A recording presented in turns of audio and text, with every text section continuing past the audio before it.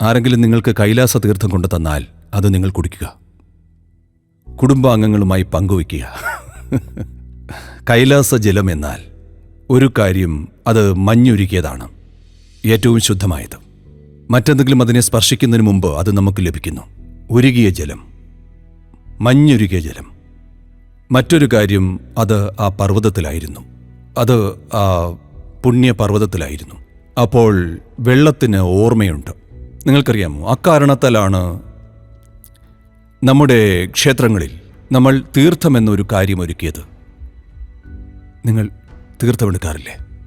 നമ്മൾ ആരാധിക്കുന്ന ഏത് ദേവതയാണോ അതിൻ്റെ ഓർമ്മ അതിലുണ്ട്. നമുക്കത് ഉള്ളിലേക്ക് എടുക്കണം. നമ്മൾ സ്വർഗത്തിലേക്ക് പോകാൻ ആഗ്രഹിക്കുന്നില്ല. നമ്മൾ നമ്മുടെ ദൈവങ്ങളെ ഉള്ളിലേക്കെടുത്ത് അവരെ പോലെ ആകാനാണ് ശ്രമിക്കുന്നത്. അതെ, ഇതാണ് നമ്മുടെ സംസ്കാരം. ദൈവത്തെ ആരാധിക്കുക മാത്രം ചെയ്യുന്ന ഒരു സംസ്കാരമല്ല ഇത്. നമുക്ക് അവരെ പോലെ തന്നെ ആകണം. നമ്മുടെ പരമമായ അഭിലാഷം അതാണ്. അതാണ് എല്ലാത്തിൻ്റെയും കാതൽ.